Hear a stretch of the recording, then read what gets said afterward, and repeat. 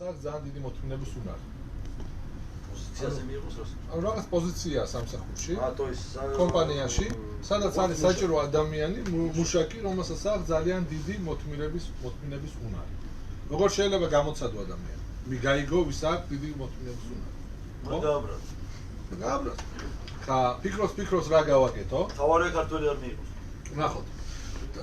ფიქრობს რა გავაკეთო? ბოლო გადაწყვიტა, რომ მოვათავსებ ამ ადამიანს, ანუ როგორ გააკეთეს ასე რომ თუ გამოაქვეყნეს ვაკანსია, შემოვიდა 15 თუ რა მნიშვნელობა არ აქვს. რაღაც X რაოდენობა ხალხის, ხო? და შემოიტანეს საბუთები, რომ უნდათ მოხვდნენ ამ სამსახურში.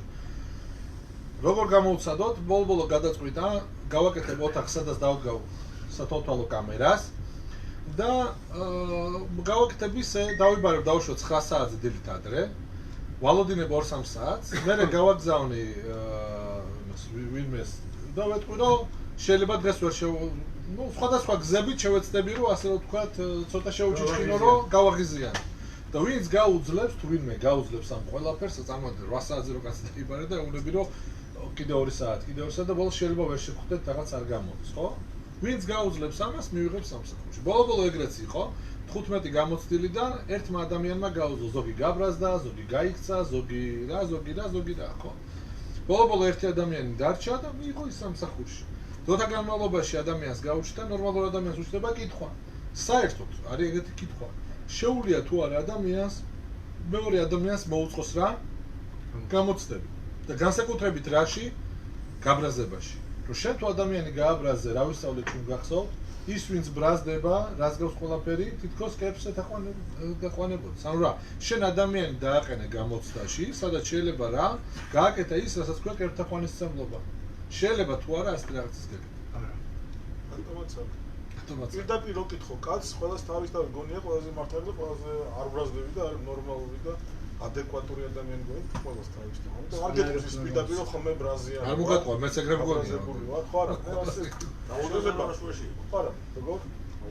არა, საერთოდ იმას ნიშნავს, რომ რას შეიძლება თუ არა? ეს ნორმალური ტესტია. შეიძლება. მოდი ვნახოთ. მე სუპერ მასახეთ კიდუში. მოყავს ახლა ჩვენი წყარო არ არის ამ ადამიანის სამსახურის შესრულებას. თუ მაღაზიაში კიდევ დააყენო და ის კლიენტებს მოიმსახუროს და გაბრაზებულია, გადარეულია და კლიენტებს არანორმალურად ექცევა, ის პარამია, მაგრამ აი დავით ასკითხეთ ახლა. არის ის სამსახური, სადაც მოთმინების უნარი უნდა გქონდეს ძალიან მაგარ დონეზე. მოდი ვნახოთ. ეხლა როგორც ვიცით, წყარო ყოველთვის საიდან უნდა იყოს? წყარო ჩვენ იდეებს საერთიდან არ ვიჭერთ. ხო როგორც ჩვენ გვესმის ხოლმე. ყოველთვის გვაქვს საიდან ბრძენებისგან. მე სუპარ მასახეთ კიდუში. მოყავს მასახეთ კიდუშინი. დავითას აუხსენეთ კითხვა. რავჰუნას უნდა გამოეცადა თავის შვილი. ხო, ესეთი ბრძენი, რომელსაც ერქვა რავჰუნა. უნდა გამოეცადა თავის შვილი, რა დონეზე ქონდა მას გაბრაზება. ადგადა რა გააკეთა? ადგადა შვილს დაუხია ტანისამოსი, რომელიც იყო აბრეშუმის. აბრეშუმის ტანისამოსი არ ამგონია დღეს ღირდეს იაფი. წარმოიდგინეთ 2000 წლის წინ ამდენი აღირებული. ძალიან ძვირფასი რამე იყო. და უნდა გამოეცადა რა რეაქცია ექნებოდა შვილს. თალმუდი რას კითხულობს? ბრძანები კითხულობენ ეს რაღაცას. როგორ შეიძლება, რომ ბრძენს გაეკეთებინა ისეთი რამ, შვილი ჩაეგდო ისეთ ასე რომ სიტუაციაში, სადაც შვილს შეიძლება გაბრაზებით რა დაერღვია, არა მარტო გაბრაზება, არამედ რა შობლის პატივისცემა. სადაც თუ გაბრაზდა და შობლს მიაყენა შეურაცხყოფა, გადავიდა ერთ-ერთ ყველაზე დიდ სოდვას, რასაც ქვია შობლის პატივისცემა. ხო? როგორ შეიძლება ეს რაღაც ყოფილიყო? პასუხი რა არის? რავჰუნამ პირველი ის რა, რომ ის რაც შეიძლება რომ მომხდარიყო, რომ შვილს შეიძლებოდა შვილის დიდი ბრძენი იყო, ხო? ანუ თუ ადამიანი იმ დონეზე არ არის, არა მოწმების გაბრაზდება თუ არა, იმიტომ რომ იმას სხვა ბევრი პრობლემა აქვს, იქამდე სანამ იფიქრების ბრაზდება თუ არა, ხო? ანუ რა რავჰუნამ პირველ რიგში აპატია შვილს რა? თავისი პატივი. ანუ მშობელმა თუ აპატია შვილს თავისი პატივი, ანუ რა, ამით გაწია რა პრობლემა, რომ შვილმა თუნდაც გაბრაზებულიყო და რაღაცა ის არ გაეკეთებინა, როგორც საჭირო იყო, იმის აკრძალოს, რომ შობლის ანუ შეურაცხყოფას არ გადავიდოდა. ხო, გასაგები, ანუ რა, თავისი პატივი, ასე რომ ვთქვათ, გააბათილა შვილის წინაშე. მაგრამ დარჩა რა? დარჩა ლიფნეი ივერ. ლიფნეი ივერ რა არის? ბრმის წინაშე არ დადო რა ქვია, ფეხსამოსაკრავი, ხო? როგორც შენ ხა ადამიანს ბოლო-ბოლო რა შეიძლება გაბრაზდეს და რა გააკეთოს? კეფთაყვანისმცემლო, იძახის თალმუდი არა. რა უნდა მიცოდა რომ შვილი მაღალ დონეზე იყო და რა იძახის ბრძენი რომ არის გაყოფა ორ სხვადასხვა სახის გაბრაზებაზე. რო ჩვენ რო ვიძახით რომ რა, როდის არის გაბრაზება, რომ ადამიანი რო ბრაზდება არის როგორც კეფთაყვანისმცემელი, ეს როდის ხდება? როდესაც ადამიანი რო გამოდის წყობილებიდან რომ ამტრევს, ხო? ტანის ამოშილება დახიოს, ჭურჭელი დაამტრიოს, რაღაც ნივთები დაამტრიოს და იჩხუბოს და ცემოს და იგივე.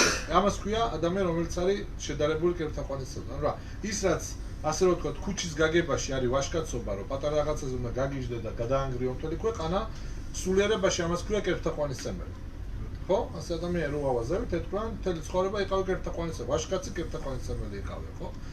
მეორე ადამიანი რომელიც თავს იკავებს და თავს ინახავს, ეთქვიან, იყავი, ასე რომ ვთქვათ, არა ვაჟკაცი, წმინდა ადამიანი, ხო?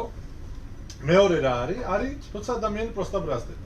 ანუ რას ქვია პროსტა? უბრალოდ ბრაზდება, რომ შიგნით აქვს რაღაცა, ასე რომ ვთქვათ, შიგნიდან, ასე რომ ვთქვათ, ცხელდება ცოტა, შეიძლება სიტყვით რაღაცა თქვას, რატოა ესე ან რაღაც ზომის პარკ, ასე ზომიერებაში, ხო? აშკენაზი. მასეთ ადამიანს რა ქვია? ხო? და ეძახის ბრძენი რომ რა უნდა მიცოდა რომ მისი შვილი არ იყო იმ დონეზე რაღაცას დაამტვრევდა, ანუ რა გამოდის რა იყო იმ დონეზე შეიძლება და რაღაცა ეთქვა. ბოლო-ბოლო გაიარა გამოსდა არაფერი არ თქვა, ხო? Okay. עניין לציין, מעניין לציין בזה לדיורי האורחות צדיקים, ჩვენ როცა ვისწავლეთ ბრაზის ჭიშკრებით, თუ გახსოვთ რა იყო იქ, როგორ გვასწავლა ბრძენმა, ეს ჩვენი წიგნი, ხო, როგორ გვასწავლა ბრძენმა, როგორი მეგობარი უნდა შეიძინოს ადამიანმა, რომ გააბრაზე ადამიანი და შეამოწმეო, როდესაც გაბრაზების დროს თუ მიიღებს რასო? ჭეშმარიტებას. ანუ რა, თუ გააბრაზე ადამიანი და ეუბნები მართალს, რომ ის არ არის ახლა მართალი და მიიღო.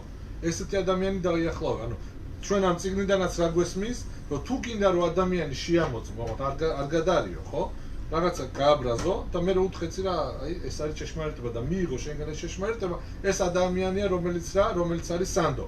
ანუ ამ ორი წყაროდან ჩვენ რას ვხედავთ, რომ შეიძლება ადამიანმა გააბრაზოს ვიღაცა, რათა რა გამოცადოს თუ რა დონეზეა ეს ადამიანი და აქაც არ იქნება ანუ იმ დაცოდვას ასაც ქვია ლიფნე ივე რომ ბრმის წინაშე არ დადო ფეხსამოსაკრავი ამას არ გადო ანუ რა შევაჯამოთ მუტარ ჰაია ლებალა ხევრა შიქონდა ნება ამ ასე ვთქვი კომპანიის დირექტორს გააკეთებინა ესეთი გამოცდა რემისა მივხან კდელა ამოდ ალმიდა დასავლანუჩ ჩელაიმ რათა რა შემოწმებინა მათი მოთმინების უნარი. აქ გავჩერდეთ და გავდეთ ჩემი და კითხვა. მე აღარ ვიცი, მე გიქნა. არა.